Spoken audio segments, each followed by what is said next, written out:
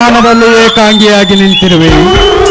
ನಿನ್ನ ಸೋದರ ಕೊಟ್ಟ ಶಪಥವನ್ನು ನೀನು ಮರೆತೆಯಾ, ಅಥವಾ ದುರ್ಯೋಧನ ಬದಬಲದ ಪರಾಕ್ರಮದ ಮುಂದೆ ಕೈ ಕಟ್ಟಿಕೊಳ್ಳುತ್ತಿರುವೆಯ? ಏನಾಯಿತು ಏನಾಯಿತು ನಿನ್ನ ಸೋದರ ಕೊಟ್ಟ ಶಪಥ?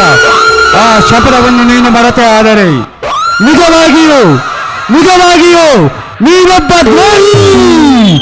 ದ್ರೋಹಿ ದ್ರೋಹಿ.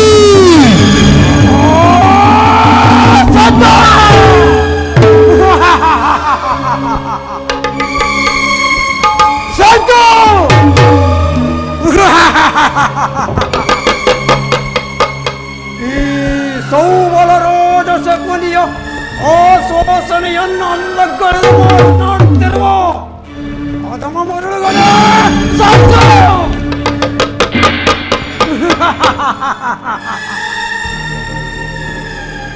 ಏನಿ ಕುಸ್ಕಿ ಬಗೆವ ಕುವಕ ಕಂಠದ ಕರ್ಕಸ ಕೆಳಗೆ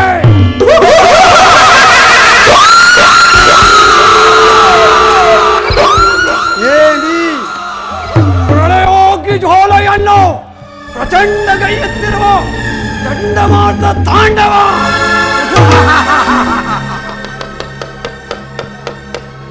ಅಖಂಡ ಭರತ ಖಂಡಕ್ಕೆ ಕಪಟ ಜೂತ ಪ್ರಖ್ಯಾತ ಪ್ರವೀಣ ಮೋತ್ಸರ್ಯದ ಮಾತಿನ ಮಹಾನಿಪುಣ ಇಂತಹ ಸೌಬಲರಾಜ ಶಕುನಿಯೊಡನೆ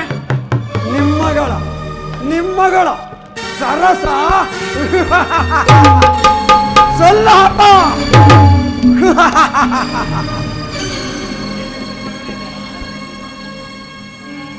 ಹೋ, ನನ್ನ ವಂಶಕ್ಷಯಕ್ಕೆ ಕಾರಣಕರ್ತನಾದ ದುರ್ಮಾಥ, ದುರ್ಜಾಥ, ದುರುಳ, ದುಷ್ಟ ದುರ್ಯೋಧನ ಕೇಳ.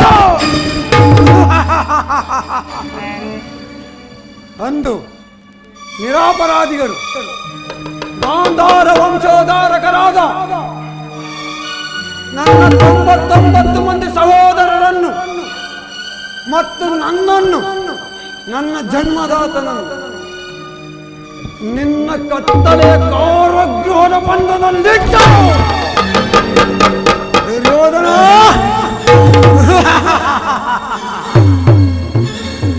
ದಿನಕ್ಕೊಂದು ಹಿಡಿಯನ್ನ ಒಂದು ಒಲೆ ನೀರು ಮಾತ್ರ ಕೊಡುತ್ತಿದ್ದೆ. ದುರ್ಯೋಧನ, ಅಂದು ನೀನು ನೀಡಿದ ಚಿತ್ರ ವಿಚಿತ್ರ ಕಡು ಶಿಕ್ಷೆಯನ್ನು ನೆನೆಸಿಕೊಂಡರೆ ನನ್ನ ಗುಂಡಿಗೆಯು ಅಡಹೋಗುವುದು. ನನ್ನ ಕೈಕಾಲುಗಳು ಕಂಪಿಸುತ್ತಿರುವ, ನನ್ನ ರಕ್ತವು ನರನಾಡಿಗಳಲ್ಲಿ ಕುದಿಯುತ್ತಿರುವುದು. ನನ್ನ ಹೃದಯ ದೇಶ ಜ್ವಾಲೆಯು ದಗದಗನೆ ಹೊತ್ತು ಉರಿಯುತ್ತಿರುವ. ದುರ್ಯೋಧನ ದುರ್ಯೋಧನ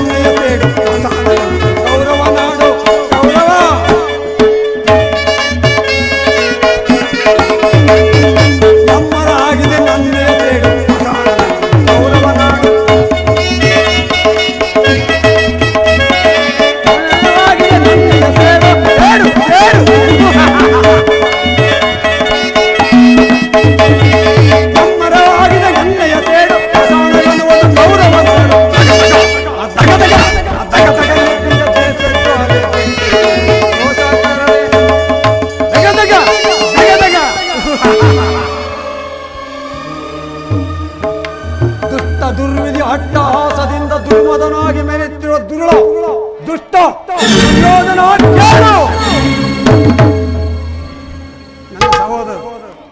ನನ್ನ ಸಹೋದರರು ನಿನ್ನ ಮೇಲೆ ಛಲ ತೀರಿಸಬೇಕೆಂದು ಆ ಈಡಿಗಳನ್ನು ನನಗೆ ಕೊಟ್ಟು ತಾವೆಲ್ಲರೂ ಉಪವಾಸ ಮಾಡಿ ಒಬ್ಬೊಬ್ಬರಾಗೆ ಹತರಾದರು. ದುರ್ಯೋಧನ ಒಬ್ಬೊಬ್ಬರಾಗೆ ಹತರಾದರು. ಅವರ ಮೃತದೇಹಗಳ ಶೂನ್ಯ ದೃಷ್ಟಿಯು ಈಗಲೂ ನನ್ನ ಸ್ತುತಿಪಟದಿಂದ ಅಳಿಯದೆ ಉಳಿದು ನನ್ನ ಹೃದಯವನ್ನು ಸಿರಲಿನಂತೆ ಬೇಧಿಸುತ್ತಿರುವುದು. ದುಷ್ಟ ದುರ್ವಿಧಿ ಅಳಬೇಡಿರಿ, ಹೊಳಬೇಡಿರಿ, ಹೊಳಬೇಡಿರಿ ನನ್ನ ಹತಭಾಗ್ಯ, ಹೊಳಬೇಡಿರಿ ನನ್ನ ಹತಭಾಗ್ಯ ಸಹೋದರರೇ. ದುರ್ಯೋಧನ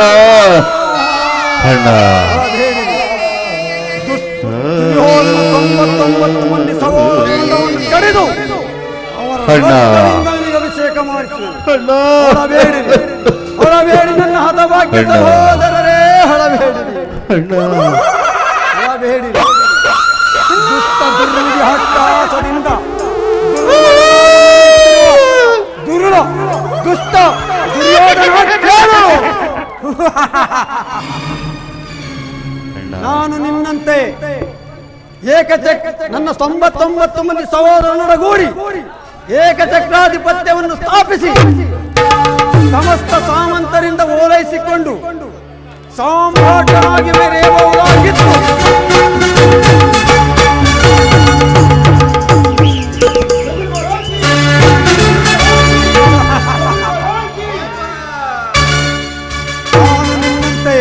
ನನ್ನ 99 ಮಂದಿ ಸಹೋದರರೊಡಗೂಡಿ ಸಾಮ್ರಾಟನಾಗಿ ಮೆರೆಯಬಹುದಾಗಿತ್ತು.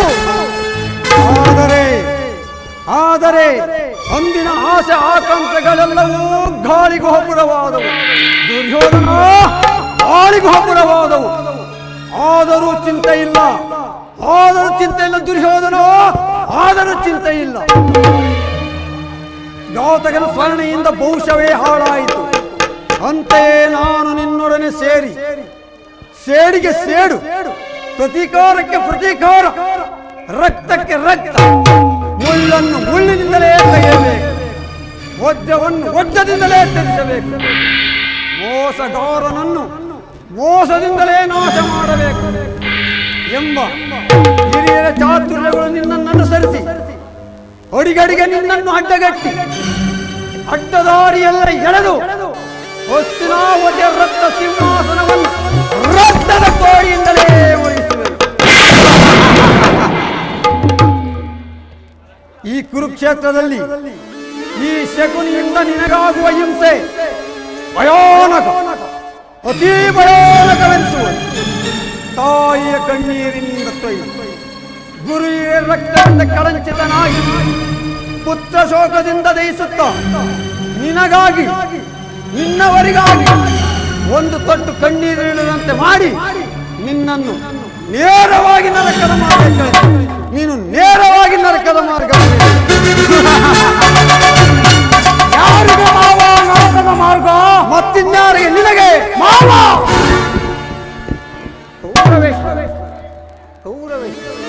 ನಿನ್ನ ವೈರಿಗಳಾದ ಆ ಪಪ್ಪ ಪಾಂಡವರಿಗೆ ಅನ್ನುವಷ್ಟರಲ್ಲಿ ನೀನೇ ಕೈಯಾಗಿ ತೋಸಿದೆಯ ಬುಲಿ ಅಂತ ಬಂದ್ಬಿಡುವೆ.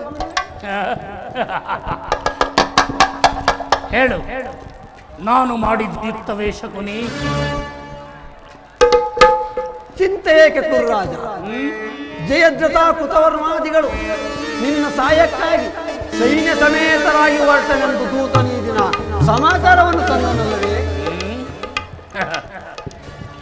ನಾನು ಅದಕ್ಕಾಗಿ ಚಿಂತಿಸುತ್ತಿಲ್ಲ ಮಾವ. ಆ ಕೃಷ್ಣನ ಮೇಲಿನ ದೇಶದಿಂದ ಈ ದುರ್ಯೋಧನನು ತನ್ನೆರಡು ತೋಳ್ಬಳಗಳಿಂದ ಸಮಸ್ತ ಪೃಥ್ವಿಯನ್ನೇ ಶಾಸನ.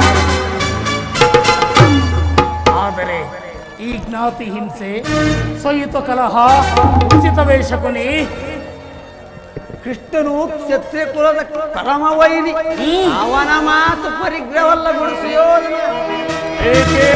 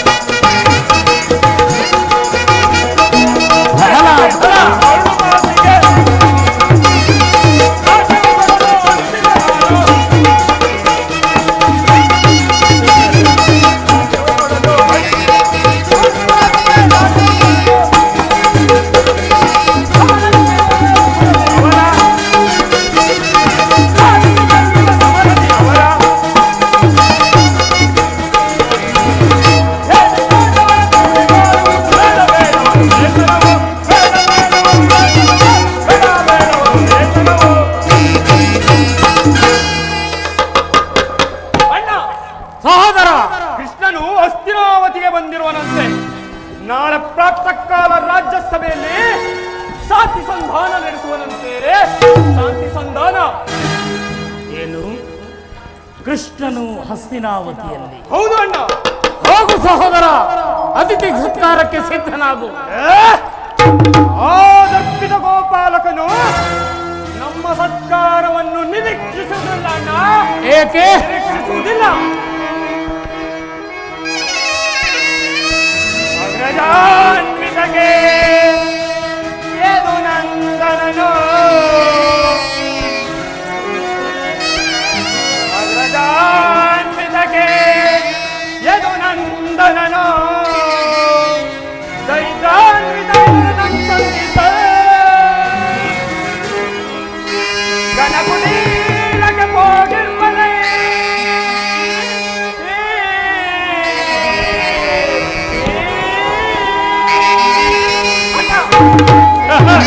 ನೀಲಕ್ಕೆ ಹೋಗಿರ್ಬಲೆ ಸೈಸಲ ಸದರ ಮುಯನಗೆ ಅಗ್ರಜ.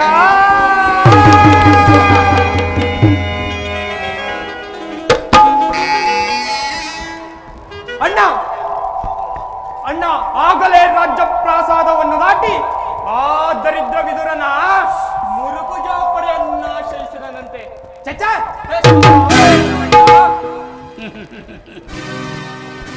ಇದು ಅಪಮಾನವಲ್ಲ ಸಹೋದರ. ಮತ್ತೆ ಕೃಷ್ಣನಿಗೆ ವಿದುರನಂತ ಭಕ್ತರು ಮತ್ತಾರಿಹರು. ಇರಬಹುದು. ಈ ದಿನ ಆತನ ಜೋಪಡಿಯ ಪ್ರಸಾದವನ್ನೇ ಸ್ವೀಕರಿಸಿ ನಾಳೆ ನಮ್ಮ ಅರಗೆ ಮನೆಗೆ ಬರಲಿ. ಹೋಗು ಸಹೋದರ, ಅತಿಥಿ ಸತ್ಕಾರಕ್ಕೆ ಸಿದ್ಧನಾಗು. ಆದರೂ ರಾಯಭಾರಿಯಾಗಿ ಬಂದವನನ್ನು ರಾಜಮರ್ಯಾದೆಯನ್ನು ತಿರಸ್ಕರಿಸುವುದು ಅಪಮಾನಕರ. ಅಣ್ಣ, ಕುಲಚಲವೆಂಬ ಗದೆ ಹಿಡಿದ ಪಂಥ ಆ ಪಂಡ ಭೀಮನ ಬಿಸಿ ರಕ್ತಪಾತ ಕೊನೆಗೊಳ್ಳದು. ಅಣ್ಣ, ನೀನವನನ್ನು ಕ್ಷಮಿಸಬಹುದು. ನಾನು ಮಾತಿ ಉಳಿಯದೆ ಬೆಳತಕ್ಕವನಲ್ಲ.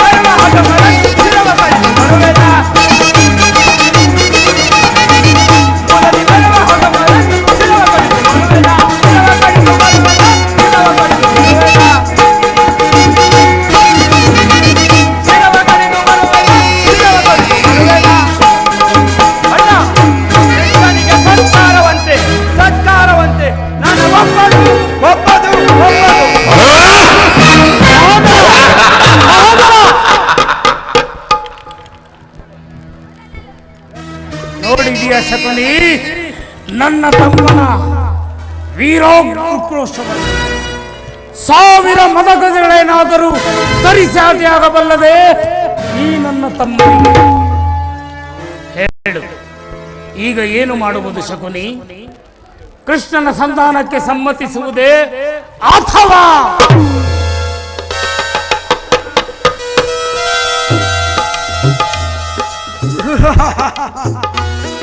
ಕೃಷ್ಣನು ಶಾಂತಿಗಾಗಿ ಇಲ್ಲಿಗೆ ಬಂದವನಲ್ಲ. ಹಾಗಿದ್ದರೆ ಹೊಸ್ತಿನಾವತಿಯ ಚಕ್ರೇಶ್ವರ ಅಷ್ಟೈಶ್ವರ್ಯ ಸಂಪನ್ನ, ಅಭಿಮಾನಧನ, ಧಾರಾಳ ಹೃದಯ, ಇಂತಹ ದುರ್ಯೋಧನ ಸಾರ್ವಭೌಮನ ವೈಭವವನ್ನು ತೃಣೀಕರಿಸಿ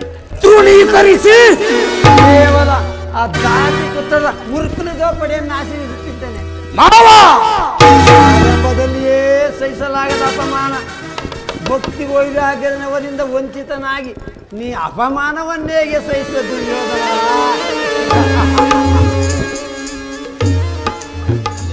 ಕೃಷ್ಣನಲ್ಲಿ ನಿನಗೆ ಅಷ್ಟೊಂದು ದ್ವೇಷ ಬೇಕೆ ಶಕುನಿ? ಅವನು ಕ್ಷತ್ರಿಯ ಕುಲದ ಕಳಂಕ ಸ್ವರೂಪನು. ಭರತ ವಟ್ಟದಲ್ಲಿ ಕ್ಷತ್ರಿಯನ್ನು ನಿರ್ಮೂಲ ಮಾಡಲೆಂದೇ ಅವತರಿಸಿರುವನು. ಅವನ ವೈರಾಗ್ಯ ಪ್ರದರ್ಶನಕ್ಕೆ ಯಾರು ಮರುಳಾಗಿ ಅವನನ್ನು ಭಗವಂತ ಎಂದು ಪೂಜಿಸುವರೋ ಅವರನ್ನೇ ಧ್ವಂಸ. ಶಿಶುಪಾಲ ಜರಸಂಧ ನಿನಗೆ ಎಂತಹ ಮಿತ್ರರಾಗಿದ್ದೆ. ಕಾರಣವಿಲ್ಲದೆ ಅವರನ್ನೇ ಸಂಹರಿಸಿದ. ಕಂಸನನ್ನು ಒದಿಸಿ ಹೊರಳು ಮರಳು ಮುದುಕನಾದ ಉಗ್ರಸೇನನ್ನು ಹೆಸರಿಗೆ ಸಿಂಹಾಸನದಲ್ಲಿ ಕುರುಳಿಸಿ ಸಹೋದರರನ್ನು ಸುರಪಾನದಿಂದ ಪ್ರವರ್ತನನ್ನಾಗಿ ಮಾಡಿ ರಾಜ್ಯ ಲಕ್ಷ್ಮಿಯನ್ನು ತಾನು ವಶಪಡಿಸಿಕೊಂಡನು. ಇಂಥವನಿಗೆ ಮನ್ನಣೆ ಕೌರವೇಶ್ವರ. ಹಾಗಾದರೆ ನನ್ನನ್ನು ದ್ವಾರಕೆಗೆ ಏಕೆ ಕಳಿಸಿದೆ ಶಕುನಿ? ಆ ನಂದಗೋಪಾಲನ ಮನೆಯಲ್ಲಿ ದೇಹಿ ದೇಹಿ ಎಂದು ಭಿಕ್ಷೆ ಬೇಡುವುದು ಈ ಛಲದಂಕ ಮಲ್ಲನಿಗೆ ಉಚಿತವಾಗಿತ್ತೇ? ಅದಕ್ಕೂ ಒಂದು ಉದ್ದೇಶವಿತ್ತು. ಏನಾ ಉದ್ದೇಶ? ಬಹಳ ಸ್ವಲ್ಪದ ವಿಷಯವನ್ನು ಕಿತ್ತು ಬಳಿಕ ಅದರೊಡನೆ ಸರಸವಾಡಬಹುದಲ್ಲ.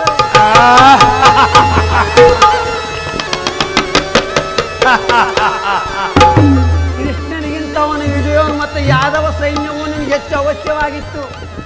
ಯದುಪತಿಯನ್ನು ಯಾದವ ಸೈನ್ಯದಿಂದ ನಾಶ ಮಾಡುವ ಸುಯೋಗವು ನಿನಗೀಗ ಒದಗಿರುವುದು. ಕೃಷ್ಣನು ಸೈನ್ಯ ಸಮೇತನಾಗಿ ನಿನ್ನ ಪಕ್ಷ ವಹಿಸಿದ್ದರೆ ನೀನು ಅದನ್ನು ನಿರಾಕರಿಸಬೇಕಾಗುತ್ತಿತ್ತು. ನನಗೆ ನೀನು ಬೇಡ, ನಿನ್ನ ಸೈನ್ಯ ಮಾತ್ರ ಬೇಕೆಂದು ನಿಸ್ಸಂಕೋಚವಾಗಿ ಹೇಳಬೇಕಾಗುತ್ತಿತ್ತು. ಆದರೆ ಗೌರವೇಶ್ವರ, ಅರ್ಜುನ ನಿನ್ನನ್ನು ಆ ಸಂಕಟದಿಂದ ಉದ್ಧಾರ ಮಾಡಿದನು.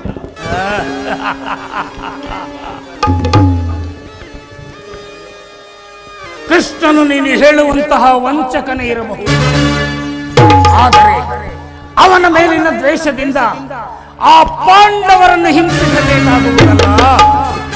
ಪಾಂಡವರು ನಿನ್ನ ಬಾಯಲ್ಲಿ ನೀತಿಯ ವಚನ. ಪಾಂಡವರನ್ನು ಕೃಷ್ಣನಿಂದ ಬೇರೆ ಮಾಡಲಾಗದು. ಏಕಾಗದು. ಅವರೆಲ್ಲರೂ ಅವನ ಆಜ್ಞಾಧಾರಕರು.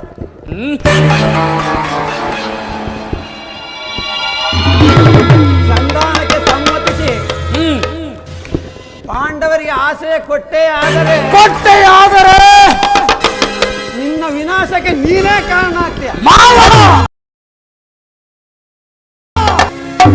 ಪಗಡೆ ಆಟದಲ್ಲಿ ಸೋತಾಗಲೇ ರಾಜ್ಯದ ಮೇಲಿದ್ದ ಅವರ ಹಕ್ಕು ನಷ್ಟವಾಯಿತು. ಪುನಃ ಅವರದನ್ನು ಹೊಂದುವುದೆಂದರೇನು?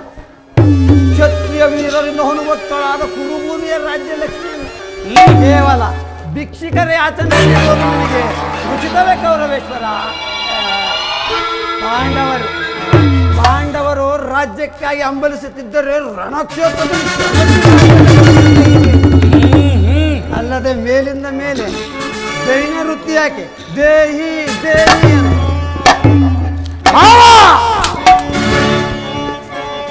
ಛಲವು ಒಂದು ದೇಹದಲ್ಲಿ ಜೀವನದ ಪತಾಕೆ. ಛಲವು ಒಂದು ದೇಹದಲ್ಲಿ ಜೀವನದ ಪತಾಕೆ. ಉಡುಪು ಎನ್ನ ಆಯಸ್ಸು ಭವ್ಯ ಕುರುಕುಲಕ್ಕೆ. ಮುಡುಪು ಎನ್ನ ಆಯಸ್ಸು ಭವ್ಯ ಕುರುಕುಲಕ್ಕೆ. ಪಡೆದು ಬಂದ ರಾಜ್ಯವನ್ನು ಮರಳಿ ಕೊಡಲು ಸಾಧ್ಯವೇ? ಪಡೆದು ಬಂದ ರಾಜ್ಯವನ್ನು ಮರಳಿ ಕೊಡಲು ಸಾಧ್ಯವೇ? ಕಳಂಕ ಪಡಿದ ಪಾಂಡವರಿಗೆ ಇದು ನ್ಯಾಯವಲ್ಲವೇ? ಕಳಂಕ ಪಡಿದ ಪಾಂಡವರಿಗೆ ಇದು ನ್ಯಾಯವಲ್ಲವೇ? ಅರಿಯಬಲ್ಲ ಅರಿಯದವನು ಹಾಗೆ ಮಾಡಬಲ್ಲ. ಅರಿಯಬಲ್ಲ ಅರಿಯದವನು ಹಾಗೆ ಮಾಡಬಲ್ಲ. ಹೆದರಿ ಓಡಿ ಹೋಗಲಾರ ಛಲದಂಡ ಮಲ್ಲ. ಹೆದರಿ ಓಡಿ ಹೋಗಲಾರ ಛಲದಂಡ ಮಲ್ಲ. ಛಲದಂಡ ಮಲ್ಲ ಜಲ ಕೊಡುವುದಿಲ್ಲ. ಛಲದಂಡ ಮಲ್ಲ ಜಲ ಕೊಡುವುದಿಲ್ಲ. ಜಲ ಕೊಡುವುದಿಲ್ಲ. ಛಲ ಬಿಡುವುದಿಲ್ಲ.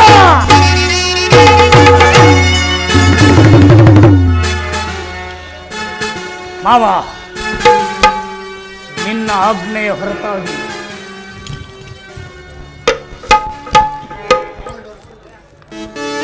ಆ ಪಾಂಡವರಿಗೆ ಸೂಜಿ ಮನೆಯಷ್ಟು ಜಾಗವನ್ನು ಕೊಡುವುದಿಲ್ಲ, ಕೊಡಲಾರದು.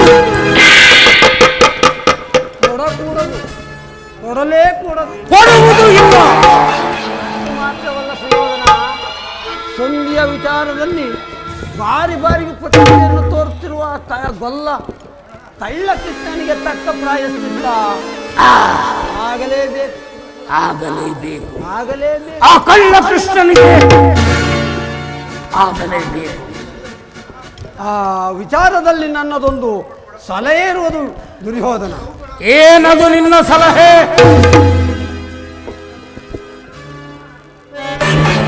ಎಲ್ಲಾ ಸಮಯದಲ್ಲಿ ಕಾಳಜಿ ಕೊಡುತ್ತೇನೆ. ಆಗಲಿ ಮಾವ, ನಿನ್ನ ಸಲಹೆ ಹೊರತಾಗಿ ಆ ನಂಜುಂಡನ ಎದುರಾಗಲಿ ಕುಮಾರನೇ ಹರಿದರು, ಆ ಶಿವನೇ ತಾಂಡವ ಮಾಡಿದರು, ಆ ಅಭಿಯೇ ಗರಿಗೆ ಬಂದರು, ಯಾರ ಮಾತನ್ನು ಕೇಳುವುದಿಲ್ಲ. ಮಾವ, ನಾನಿನ್ನು ಬರುತ್ತೇನೆ. ನೋಡೇ ದುರ್ಯೋಧನ,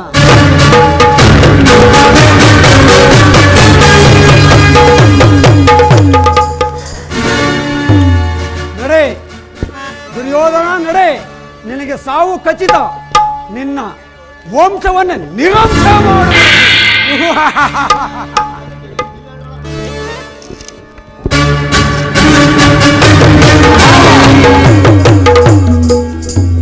ಮಾತು ಮಾತಿಗೂ ಸರ್ವನಾಶ, ನಿರ್ವಂಶ ಅಂತ ಹೇಳಿದ್ರಲ್ಲ, ಯಾರಿಗೆ ಮಾವ ನಿರ್ವಂಶ?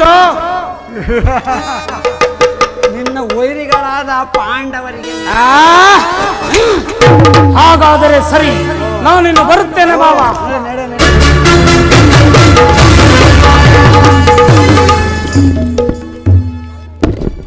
ಹೋಗಲು ಕೂಡನ ಮಗನೇ, ನಿಮ್ಮಪ್ಪನಿಗೆ ಕಣ್ಣು ಕೂಡ ಆದರೆ ನಿನಗೆ ಬುದ್ಧಿಯ ಕೂಡು. ಕೌರವೇಶ್ವರನ ಛಲ ಅಚಲ, ಕೌರವೇಶ್ವರನ ಛಲ ಈ ಶಕುನಿಯ ಜಾಲಕ್ಕೆ ಬೆಂಬಲ. ಶಕುನಿ ಎಂಬ ಮೂರಕ್ಷರದ ಅರ್ಥ ತಿಳಿದಿರುವೇನು ಮೂಡ? ಶೋ ಎಂದರೆ ಶಕ್ತಿ ಪ್ರಧಾನರಾದ,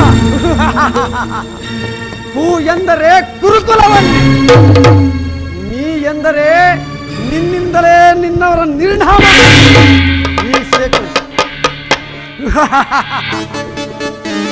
ನನ್ನನ್ನು ನಿನ್ನ ಹಿತೈಷಿ ಎಂದು ತಿಳಿದಿರುವೇನೋ ಮೂಢ. ನಾನಿಟ್ಟನೋ ಒಂದೇ ಒಂದೇ ಕಾಗೆ ಒಕ್ಕ ಗೂಢಾಯಿತು, ಮಾರಿ ಒಕ್ಕ ಬೀಡಾಯಿತು. ಎಂದಿಗೆ ನಿನ್ನ ಮಡದಿಯಾದ ಭಾನುಮತಿಯು ಮಂಡೆಗೆದರಿ ಮುಂಡೆಯಾಗುವಳೋ, ಒಂದಿಗೆ ಈ ಶಕುನಿಯ ಮನಸ್ಸಿಗೆ ಶಾಂತಿ, ಮನಶಾಂತಿ, ವಿಶ್ರಾಂತಿ. ಅಧಿಕಾರದ ಬಲ ಇದೆ ಎಂದು ಮೆರೆಯುತ್ತಿರುವೇನೋ ಮೂಡ. ಅಧಿಕಾರ ಎಲ್ಲಿಯವರೆಗಿರೋದ ಈ ನಿನ್ನ ಅಧಿಕಾರ? ಅಧಿಕಾರ ಅಧಿಕಾರ ಅಧಿಕಾರ